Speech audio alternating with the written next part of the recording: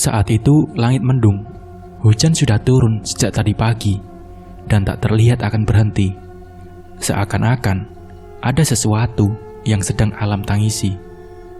Begitulah yang terlintas di dalam benak wanita tersebut. Wanita penjual gado-gado itu berdiri di depan pintu warungnya yang sudah tutup sebagian. Wajahnya nampak resah sembari menatap hujan yang semakin lebat. Saat tangannya yang gemetar itu akan meraih handphonenya, suara seseorang mengejutkan wanita tersebut. "Kapan kau akan bayar hutang-hutang suamimu?" ujar suara itu menggelegar. Wajah lelaki berpakaian preman itu nampak sangar, tapi juga bernafsu menatap kemolekan tubuh wanita penjual gado-gado tersebut. "Kenapa kau datang selarut ini?" tanya si wanita dengan nada yang gugup. Ia takut kejadian beberapa waktu lalu kembali terulang di malam itu, di mana waktu itu dia dipaksa untuk melayani laki-laki penagih hutang tersebut di dalam warungnya sebagai ganti bayar hutang. "Kenapa? Kau bertanya seolah-olah kau sudah terbebas dari beban hutang suami keparatmu itu. Hah? Kau kira aku akan merelakan uang-uangku yang raib begitu saja?" kata si lelaki itu. Maafkan aku, tapi untuk saat ini aku masih belum punya uang. Ibuku sakit keras. Anak sulungku butuh uang untuk biaya sekolahnya. Tolong beri aku waktu lagi. Dan bukannya waktu itu kau sudah." Prak! Perkataan si wanita terpotong karena gebrakan meja oleh si lelaki penagih hutang. "Kau kira itu cukup untuk membayar semua hutang suamimu? Kalau kau masih perawan, mungkin aku masih bisa memberikan keringanan untuk hutang-hutangmu. Tapi kau, apa?" kata si lelaki lagi. Maafkan aku akan segera melunasi hutang itu. Tapi tolong, beri aku waktu 3 hari lagi." Isaknya mulai memelas pada si lelaki tersebut. Si lelaki itu mencengkeram bahu si wanita. Namun beberapa saat kemudian, ia melepaskan cengkeramannya dan kemudian berlalu pergi meninggalkan warung gado-gado itu. Helaan nafas lega terdengar di sela-sela deras hujan.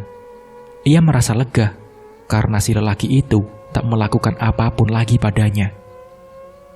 Kita kembali ke beberapa bulan sebelumnya. Pada saat itu, ia masih berstatus istri dari seorang laki-laki bernama Kasim. Laki-laki brengsek yang dengan tega mengkhianati pernikahan mereka dan berselingkuh dengan seorang gadis yang merupakan adik dari si wanita istri sah Kasim. Kita panggil saja namanya istri sah itu Lina dan adiknya bernama Wina. Tidak hanya sampai di situ, setelah perselingkuhan mereka ketahuan, Kasim malah kabur bersama Wina dan meninggalkan hutang puluhan juta pada seorang pria lintah darat yang akhirnya mengharuskan Lina untuk membayar hutang-hutang tersebut. Meski ia mengatakan bahwa dia sudah tak berhubungan lagi dengan si Kasim, tapi yang namanya lintah darat tentu tak akan percaya semudah itu. Lina tetap dipaksa untuk membayar hutang, atau kalau tidak, dia dan anak-anaknya akan selalu ditakut-takuti dengan berbagai macam ancaman dan teror. Karena malu dan juga rasa takutnya akan keselamatan anak-anak juga ibunya, Lina tak pernah menceritakan pelecehan dan ancaman-ancaman dari lintah darat tersebut pada siapapun, apalagi kepada polisi. Ia mencoba menjalani pahitnya nasib dengan selalu bersikap ramah dan murah senyum kepada orang-orang di sekeliling. Ia terlalu sempurna untuk menutupi kesedihannya, sehingga tak seorang pun curiga dengan senyum yang selalu terpancar di wajahnya. Kembali ke masa sekarang, baru-baru ia menutup pintu warungnya. Ia berjalan pulang di tengah derasnya hujan tanpa payung dan pelindung. Sesekali ia berlari dan berteduh di bawah pohon untuk mengurangi rasa dingin di tubuhnya yang terasa hampir membuatnya pingsan. Prak! Langkahnya terhenti ketika ia terjatuh di aspal setelah tanpa sengaja menabrak seseorang. "Kau tak apa-apa?" tanya suara itu lembut. Rupanya yang baru saja ia tabrak adalah seorang wanita yang sangat cantik dengan pakaian yang sangat indah dan terlihat elegan. Wanita itu memegang payung berwarna hitam untuk melindungi tubuhnya dari hujan. Kau tak apa-apa?" ulangnya bertanya sembari mengulurkan tangan pada Lina. Aku baik-baik saja kok. Maafkan aku ya, sudah membuatmu basah, ucap Lina seraya bangun. Tidak mengapa, hanya basah sedikit saja. Tapi kenapa kau hujan-hujanan seperti ini? Mau kemana kau malam-malam di tengah deras hujan begini? Ujar si wanita cantik itu. Aku mau pulang ke rumah, jawab Lina dengan bibir yang gemetar karena kedinginan. Mari ikut bersamaku. Mobilku ada di sebelah sana. Biar aku antar kamu pulang, ajak si wanita cantik itu yang tanpa ragu langsung merangkul tubuh Lina yang sudah basah kuyup itu. Tidak berapa lama mereka berjalan, akhirnya tiba di dekat sebuah mobil berwarna hitam yang terparkir di pinggir jalan tersebut. Payung hitam yang dibawa si wanita diletakkan di bagian belakang kursi. Rumahmu di mana? Tanyanya setelah mesin mobil itu menyala. Setelah mengatakan dan menunjukkan arah ke rumahnya, Lina lantas mulai bertanya kepada si wanita tersebut. Maaf, kalau aku jadi merepotkan kamu. Kalau boleh tahu, kau dari mana dan mau kemana? Ujar Lina. Si wanita itu nampak tersenyum mendengar pertanyaan Lina yang terdengar sangat penasaran itu. Aku dari rumah salah satu kerabatku. Dan saat aku pulang malah kehujanan begini. Kenalin, namaku Helmiati. Atau panggil saja Mia. Kalau namamu siapa? Kata si wanita itu. Aku Lina. Oh iya, sepertinya kau baru pernah kemari ya? Kata Lina. Sebenarnya sudah 2 kali ini. Tapi aku selalu lupa jalan ke rumah kerabatku itu. Makanya aku selalu parkir mobil di seberang tempat. Jawabnya terdengar tak masuk akal. Sepanjang jalan, Mia selalu mengajak Lina untuk mengobrol ke sana kemari. Dan saat mereka tiba di jalanan sempit yang mengarah ke rumah Lina, Mia juga ikut turun dari mobil dan berjalan di belakang Lina. Kau selalu pulang setiap malam? Tanya Mia. Tidak selalu, biasanya warung gado-gadoku tutup sore. Tapi karena hujan, aku terpaksa berteduh dulu di warungku menunggu hujan reda, jawab Lina. Pintu rumah pun terbuka. 2 buah kelambu berwarna putih kusam sudah tergantung di tengah-tengah rumah. Tidak ada satupun kamar di dalam rumah kecil tersebut.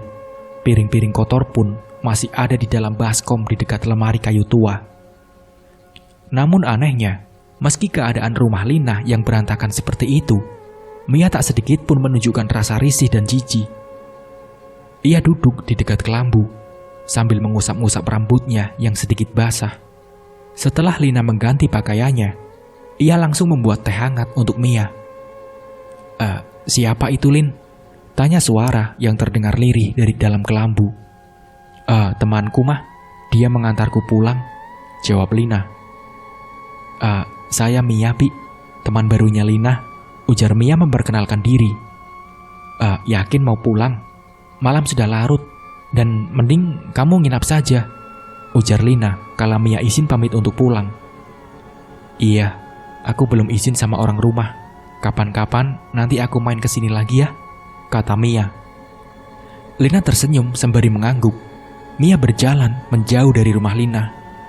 Sesekali kilat menyambar, dan Lina melihat sesuatu yang aneh di bagian punggung wanita itu, membuat Lina buru-buru menutup pintu dan masuk ke dalam kelambunya. Kedua anaknya sudah tertidur dengan sangat lelap. Perlahan-lahan, Lina mengecup anak-anaknya satu persatu. Sebelum kemudian, ia mulai memejamkan mata dan tertidur. Hari itu warung gado-gadonya ramai pembeli.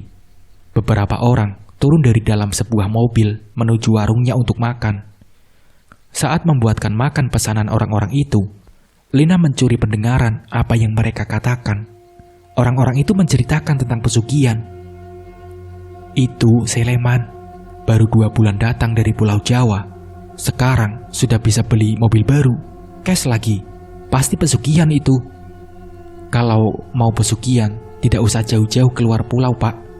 Di sini juga banyak, ya walaupun jarang ada yang tahu, tapi tak kalah bagus hasilnya. Itu seperti si Barkiah. Cuma 2 bulan sepulang dari ziarah, sudah bisa beli sawah dan beli motor baru, ujar yang lainnya. Di mana itu tempatnya yang bisa seperti itu? Kata yang lainnya.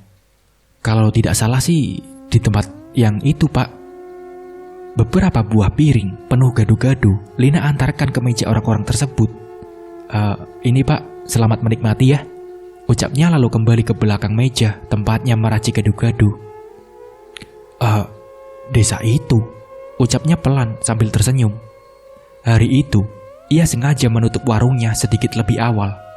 Entah apa yang dipikiran Lina, namun yang pasti, ia berjalan ke arah tukang ojek yang masih mangkal di pertigaan dekat pasar.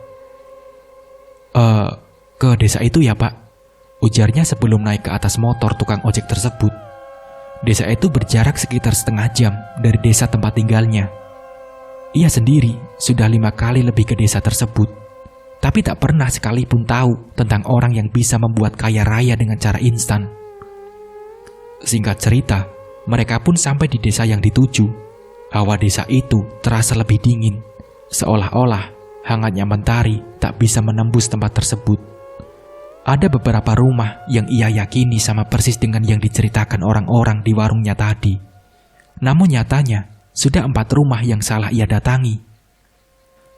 Mau mencari rumah siapa Mbak? Tanya seorang nenek-nenek yang membawa wadah berisi makanan ayam.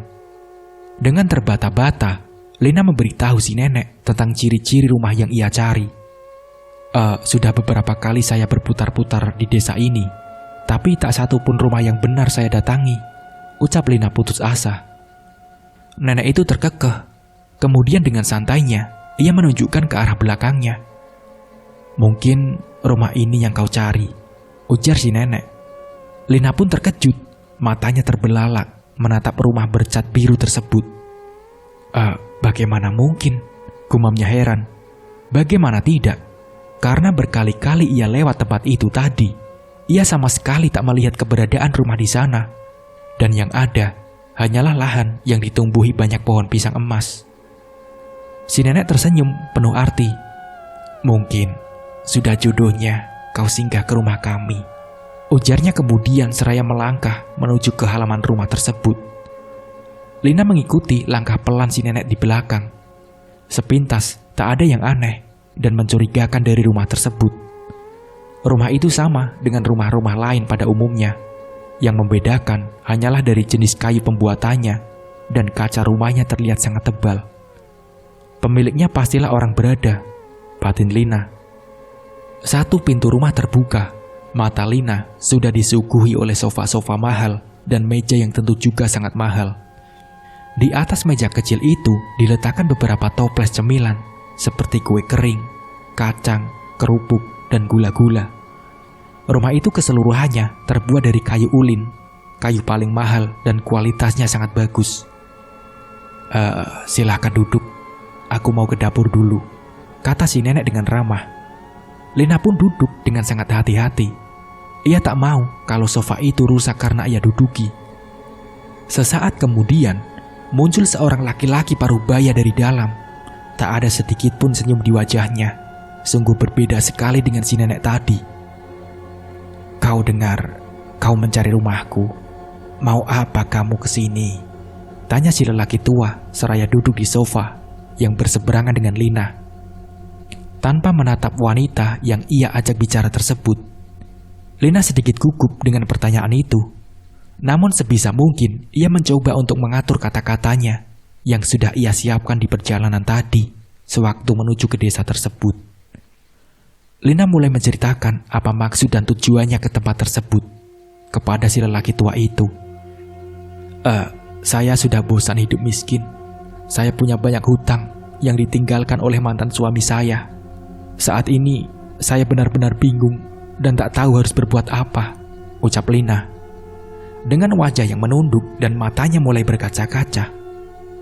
Aku memang bisa membantumu memperoleh kekayaan, tapi itu tidak gratis. Ada harga yang harus kau bayar, dan persyaratannya tidak mudah. Banyak yang datang kemari tapi semua gagal. Jadi apa kau sanggup? Kata si lelaki tua itu. Insya Allah saya sanggup, Mbah, ucap Lina. Shh, jangan sebut nama Tuhanmu di sini, karena sekali kau melakukan perjanjian dengannya, kau sudah lepas dari Tuhanmu, ujar si lelaki parubaya tersebut. Lina menelan ludahnya. Ia tercekat dan rasa takut mulai menyelimuti hatinya. Namun ketika ia teringat akan hutang-hutang dan keadaannya, Lina lantas tak berpikir panjang dan kemudian menyetujui syarat-syarat tersebut. Terkadang, kesulitan ekonomi membuat orang-orang buta akan dosa dan memilih cara yang instan untuk menjadi kaya raya dengan pesugihan yang melibatkannya dalam perjanjian iblis. Kalau begitu, baiklah. Yang pertama harus kau lakukan adalah bawakan aku gunting kecil yang terbuat dari emas. Bawa kemari dalam waktu 7 hari, ujar si lelaki parubaya itu, membuat Lina ternganga. Bagaimana mungkin ia bisa membeli gunting emas dalam waktu 7 hari, sementara keuangannya jelas-jelas tak mencukupi. Bagaimana caranya? Kalau kau bersungguh-sungguh, pasti akan ada jalannya. Carilah dan temukan kesungguhanmu, ucapnya seraya berdiri dan meninggalkan Lina masuk ke dalam. Tidak berapa lama, muncullah si nenek dengan membawakan gelas dan piring. Lalu pun Lina pulang. Sepanjang perjalanan pulang, Lina merasakan kepalanya pusing dan perutnya yang terasa mual. Ia hampir terjatuh ke tanah jika tidak ada yang menangkap tubuhnya. Lagi-lagi, Mia yang membantunya. Ia memapah tubuh Lina dan membawanya ke dalam mobil. Lina pun menggigil, wajahnya pucat dan jari-jari tangannya terasa sangat dingin sekali. Lina, kau masih bisa mendengar aku kan? Kau kenapa, Lin? Kau sepertinya sakit, ujar Mia. Lina bisa mendengar suara Mia, namun ia juga mendengar suara yang lain, semacam bisikan yang tak jelas. Membuat Lina menggeram, entah apa yang dilakukan Mia padanya. Yang pasti saat Lina sadar, ia masih berada di dalam mobil bersama Mia yang tersenyum padanya.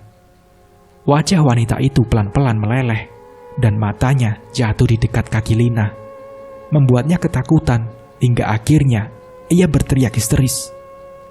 Lina, sadar Lin. Lina masih menutupi matanya dengan tangan. Ia takut sekali. Ini aku, Lin. Ini aku, Mia, ucap Mia meyakinkan teman barunya. Perlahan-lahan, Lina mengintip di sela-sela jarinya. Dan memang benar, di depan ada Mia yang berwajah cantik tersebut, ada raut wajah yang cemas menatapnya. Mia? Iya aku Mia, jawab Mia. Bagaimana aku bisa di sini? Apa kau tak ingat? Ujar Mia balik bertanya. Sudah, tak perlu dipikirkan. Sekarang, ayo aku antarkan kau pulang. Kebetulan aku bawa banyak oleh-oleh untuk anak-anakmu, kata Mia. Setelah sampai di rumah Lina, Mia meletakkan semua bungkusan plastik dan kotak-kotak yang ia bawa. Anak-anak Lina nampak takut melihatnya. Namun setelah beberapa saat, akhirnya mereka mulai akrab dengan Mia. Karena Mia membawa banyak sekali makanan ringan dan minuman, seperti susu dan minuman perisa lainnya. Waktu itu, rumah Lina sudah lumayan bersih dan rapi. Ibunya yang sudah lumayan tua tersebut terbaring di atas kasur dengan kelambu yang belum digantung. Mia perlahan-lahan mendekat dan memijit-mijit tangannya. Sudah berapa lama beliau terbaring begini, Lin? Tanya Mia. Sudah sejak beberapa bulan yang lalu, setelah saudariku kabur dengan suamiku, jawab Lina tertunduk. Bibir Mia yang kecil itu ternganga ketika mendengar jawaban Lina. Ya Tuhan, gumamnya lirih. Apa anak-anakmu tahu? Kata Mia. Iya, tidak ada yang ditutup-tutupi. Karena kedua bajingan itu sudah mengatakan semua di hadapan anak-anakku, jawab Lina. Mia menutup mulutnya dengan tangan. Alis matanya berkerut. Ia benar-benar tak menyangka kehidupan teman barunya itu sebegitu menyedihkan. Laki-laki itu bahkan meninggalkan hutang yang sangat banyak pada seorang lintah darat. Aku dipaksa kerja mati-matian untuk membayar hutang-hutangnya. Dengan berjualan gado-gado tentu tak mencukupi apa-apa. Kebutuhan kami, hutang-hutang itu, semuanya aku cukupi dari hanya satu sumber. Sebab itulah, aku tidak bisa membawa ibuku berobat, ucap Lina, tak bisa lagi membendung air matanya. Dari nada bicaranya ia sangat kesal, marah, emosinya jadi satu. Mia pun terdiam. Ia tak mampu berkata-kata apapun. "Lin, ibumu harus diobati. Aku akan membantumu," ucap Mia kemudian. Di malam itu, Mia datang bersama seorang dokter yang praktek di desa tersebut. Ibunya Lina diperiksa dan diberikan resep obat. Saat mengantarkan dokter tersebut pulang, Mia langsung mampir di apotik untuk membeli obat-obatan. Tak lupa, ia juga membeli beberapa makanan dan buah-buahan. Di keesokan paginya, Mia membantu Lina memasak ketupat untuk gado-gadonya. Disitulah, dengan ragu-ragu, Lina mengajukan pinjaman uang pada Mia. Mia pun tersenyum, lalu mengangguk. Emang kamu butuh berapa?" tanya Mia. Kalau boleh, 5 juta ada nggak?" kata Lina. Untuk apa uang sebanyak itu, Lin? Untuk bayar hutang suamimu?" kata Mia. "Tidak, bukan untuk itu. Aku ingin menggunakannya untuk modal usaha," ucap Lina. Mia pun menghela nafas. Baiklah, aku akan mencarikan uang itu dulu, karena aku tidak memegang uang sebanyak itu sekarang," ucapnya kemudian membuat Lina merasa senang. "Begitu usahaku lancar, aku akan membayar hutangku padamu, Mia," kata Lina. Tidak usah dipikir, aku ikhlas membantumu," ucap Mia. 2 hari kemudian, Mia datang lagi ke rumah Lina. Ia membawa uang sebanyak jumlah yang dipinta Lina kemarin. Tapi ada yang berbeda pada wajah wanita itu. Bibirnya nampak lebam dan pipinya membengkak. Wajahmu kenapa, Mia?" tanya Lina. Tidak apa-apa. Ini bekas aku terpleset di kamar mandi," jawab Mia tersenyum. Lina menggenggam erat gunting emas tersebut di tangannya ketika ia memasuki rumah itu. Tidak seperti beberapa hari yang lalu. Hari ini, si lelaki parubaya nampak duduk tersenyum di atas sofa sambil menikmati rokoknya.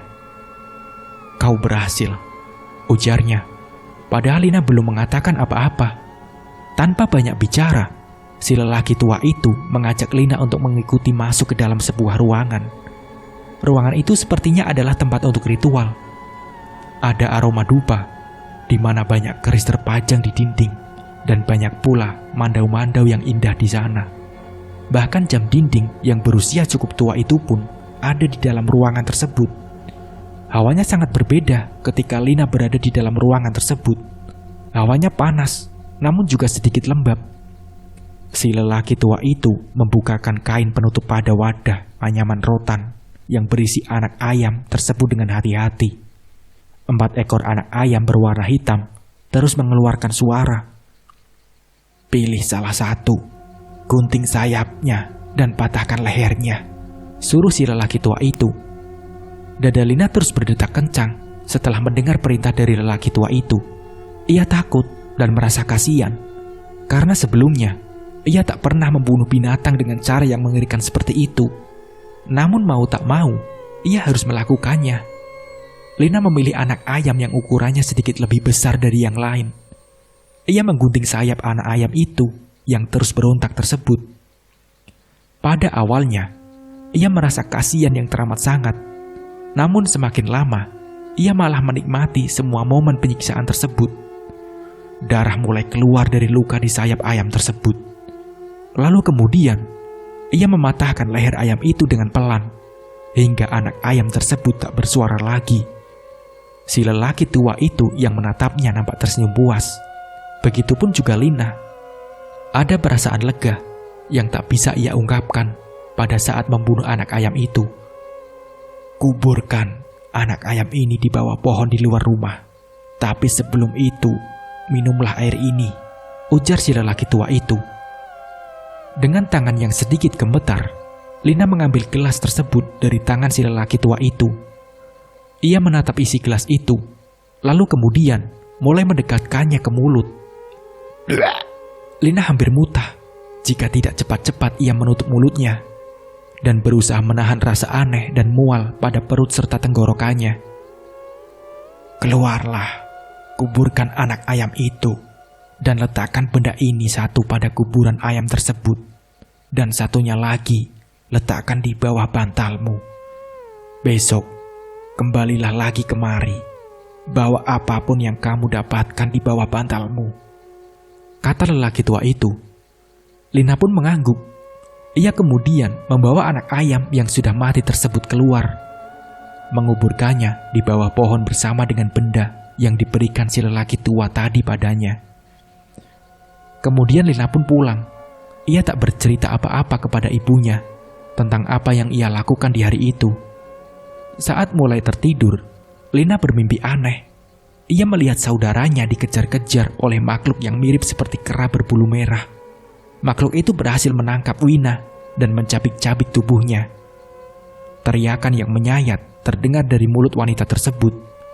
Lina pun terbangun dari tidurnya dengan keringat yang membasahi tubuhnya. Saat tangannya menyelip ke bawah bantal, ia merasakan ada benda mirip seperti kertas yang sangat banyak di sana. Dengan jantung yang berdegup, ia mengangkat bantalnya dan melihat banyak uang kertas dengan nominal 50 dan 100 ribuan. Hampir ia berteriak ketika melihat semua uang itu, namun ia mencoba tenang. Lina mencubit tangannya sendiri dengan keras untuk meyakinkan dirinya bahwa itu semua bukanlah mimpi. "Uang," ringisnya. Nafas Lina benar-benar tak beraturan saat itu. Ia kaget, tak menyangka, namun juga senang. Apakah aku berhasil? Batinnya seraya menyusun uang itu dan memasukkannya ke dalam kantong plastik. Ia menyimpan uang itu tanpa sepengetahuan anak dan ibunya. Di keesokan harinya, ia bangun dengan wajah yang berseri-seri penuh keceriaan. Saat akan keluar dari rumah, tak lupa ia membawa semua uang-uang yang dengan ajaib berada di bawah bantalnya menuju ke desa tempat tinggal si kakek Parubaya. Singkatnya, ia pun sampai di depan rumah si kakek. Terlihat lelaki Parubaya itu tengah duduk di kursi dekat pohon sembari memandang ayam-ayam yang sedang makan. Ketika melihat Lina, ia lantas masuk ke dalam rumah melalui pintu dapur. Lina pun mengikutinya dan berdiri menunggu si kakek keluar dari dalam. "Nampaknya kau senang sekali ya," ujar si lelaki Parubaya. Lina pun tersenyum dengan antusias. Ia mulai menceritakan apa yang terjadi tadi malam. "Itu baru awal. Kau baru memulainya. Dan masih ada beberapa persyaratan yang harus kau tunaikan. Malam ini kita akan memulainya," kata si lelaki tua itu. Apa itu, Mbah?" tanya Lina penasaran. Si kakek tak menjawab. Kemudian beliau pergi meninggalkan Lina dan masih menunggu jawaban atas pertanyaannya tadi. Setelah sepanjang hari Minggu, akhirnya malam itu pun tiba. Di kamar mandi rumah itu, sudah ada beberapa ember berisi cairan berwarna merah darah. Lina disuruh untuk berendam dengan cairan itu, sembari membaca sesuatu yang terdengar seperti mantra, yang tak boleh putus diucapkan sewaktu mandi. Saat berendam di dalam cairan itu, Lina merasakan kulit luarnya terasa panas dan kemudian menjadi sangat dingin sekali. Sekitar 20 menit lamanya ia berendam. Lina kemudian dimandikan dengan air yang baunya mirip air untuk pemandian mayat. Setelah selesai mandi, Lina disuruh mengenakan pakaian berwarna putih dan dibawa ke dalam ruangan ritual. Di atas meja itu sudah ada beberapa sajian makanan yang terlihat tampak aneh namun tertata dengan rapi. "Makanlah, makan sampai habis," perintah si lelaki tua. Dengan ragu-ragu, Lina mengambil sepiring kecil penuh kaki anak ayam yang sedikit gosong. Ia memakannya sampai habis, lalu kemudian dijatuhkan dengan piring kedua. Piring kedua berisi seperti bola-bola daging. Namun ketika dimakan, rasanya sangat aneh. Bola-bola itu berisi semacam nasi yang belum matang. Saat menyantap sajian aneh, di piring kedua ini, Lina hampir tak tahan lagi menahan mual di perutnya. Ia berhenti mengunyah untuk sesaat, lalu kemudian sebisa mungkin menelan semua bola-bola daging aneh tersebut. "Boleh saya minum, Mbah?" tanya Lina setelah menghabiskan makanan aneh itu. Si lelaki tua memberikan segelas air, namun rasanya amis seperti darah. Saat akan muntah, Lina mencoba menahan agar makanan itu tak keluar dan menelannya kembali. Bayang-bayang hutangnya membuatnya semakin berapi-api. Sajian pada piring ketiga dan juga merupakan makanan terakhir itu diambil. Terlihat 10 biji kepala anak ayam yang masih mentah. Lina menutup mulutnya dengan tangan. Melihatnya saja, perutnya sudah mual. Apalagi menghabiskan ke-10 kepala anak ayam itu. Saya tidak bisa, Mbah, ujar Lina menolak. Ini adalah syarat terakhir. Kalau kau tak mau gagal, maka makanlah. Atau kalau tidak, maka kau akan dianggap gagal. Dan usahamu selama ini akan menjadi sia-sia, ujar si kakek parubaya. Lina menarik nafas panjang. Rasa jijik dan mual, bayangan gagalannya terbayang-bayang kembali. Kalau aku gagal, lebih baik aku mati saja, gumam Lina.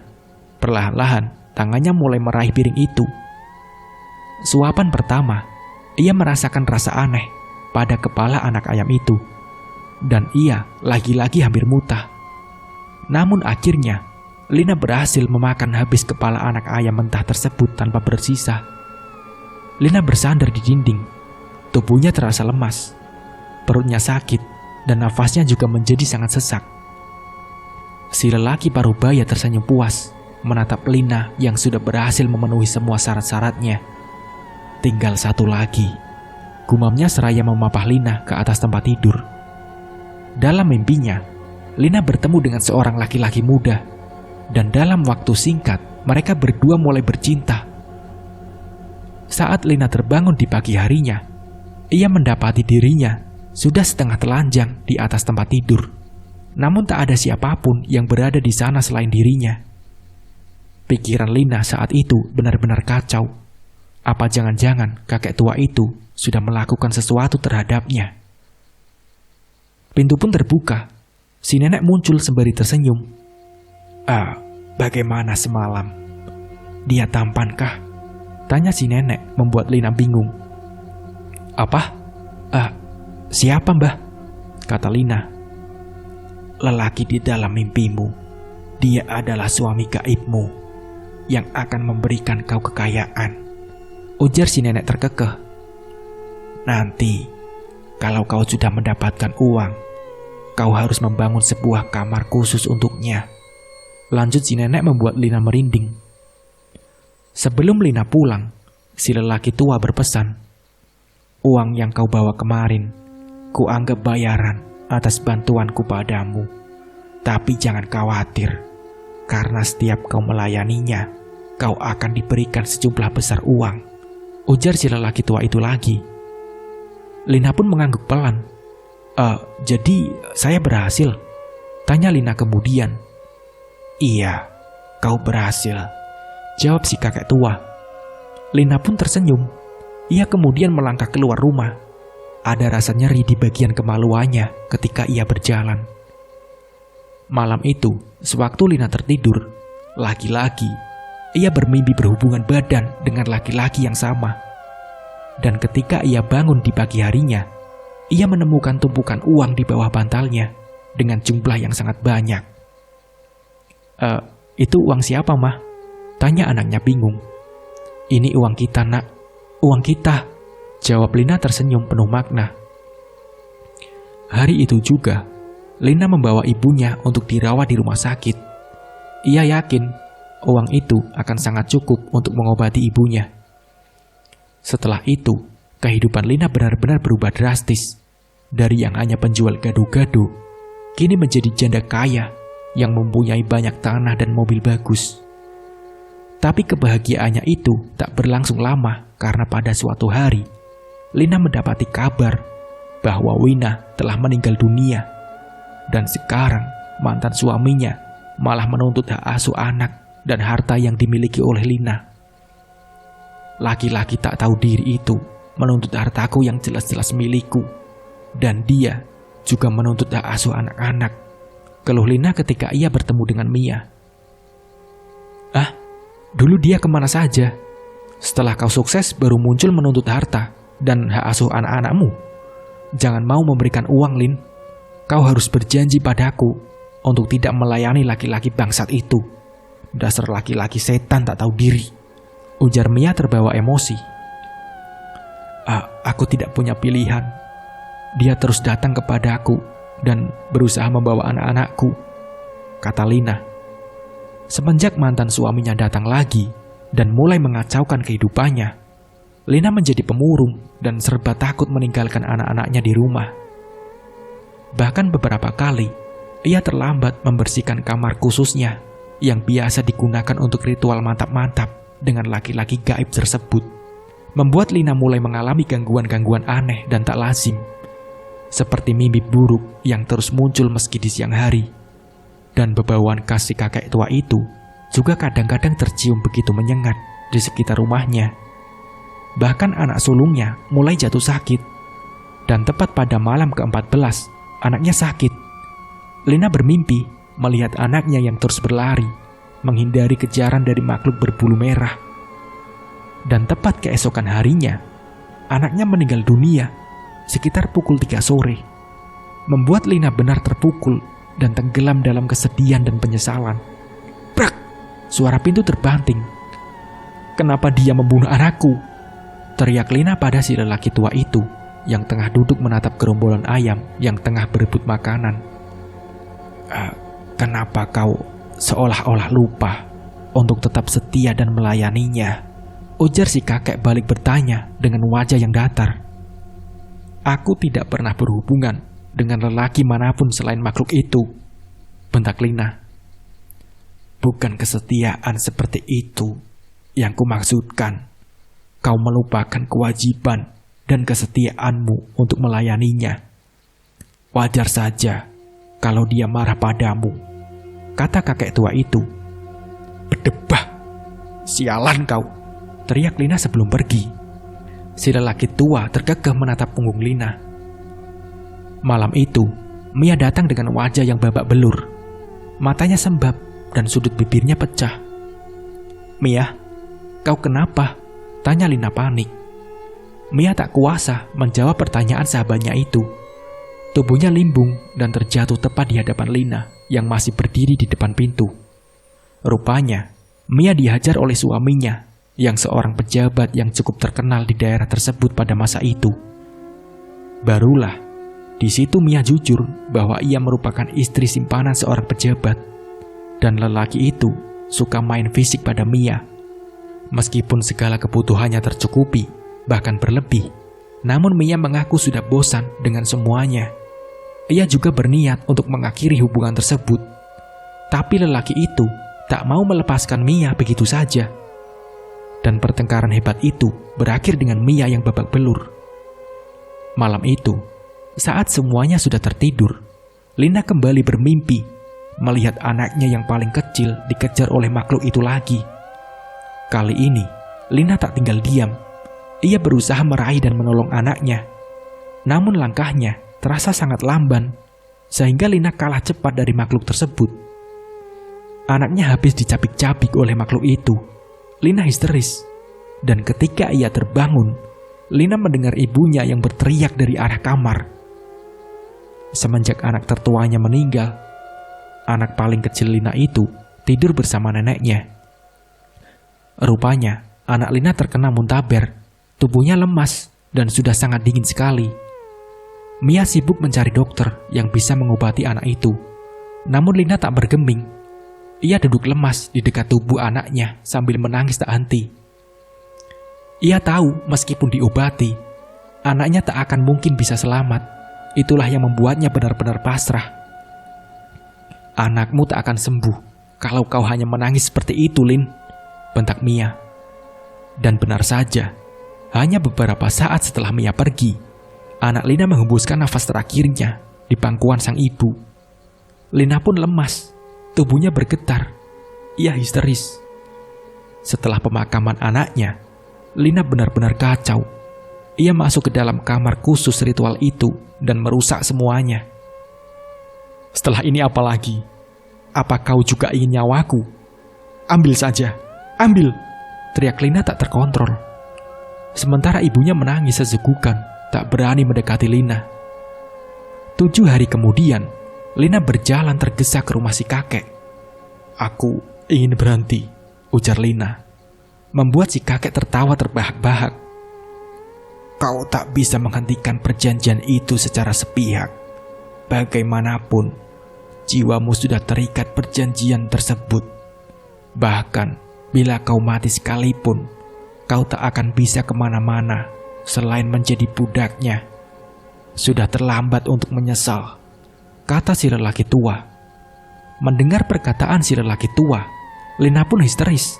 Ia berteriak sejadi-jadinya. Namun tiba-tiba dalam pandangannya, ia sudah berada di tengah-tengah pohon pisang emas. Ia tak dapat lagi menemukan rumah si lelaki tua, karena rumah itu sudah berubah menjadi lahan penuh pohon pisang. Mau tak mau, Lina harus tetap berada dalam perjanjian iblis yang tak berujung itu. Satu persatu, orang-orang terkasihnya meninggal dunia dengan cara yang tragis. Dan setahun setelah anak-anaknya meninggal, ibunya pun juga ikut meninggal dunia. Itulah sebabnya, ia masih sendiri hingga saat ini. Ia tak berani sedikit pun menyayangi seseorang, karena ia takut orang yang ia sayangi akan mati. Ia juga sudah melakukan berbagai cara untuk mengakhiri perjanjian pesugihan itu, namun tak ada yang benar-benar bisa membantunya. Nah, seperti itulah ceritanya. Semoga dari cerita ini kita bisa mengambil hikmah dan pembelajarannya. Mungkin cukup sekian dari saya. Wassalamualaikum warahmatullahi wabarakatuh.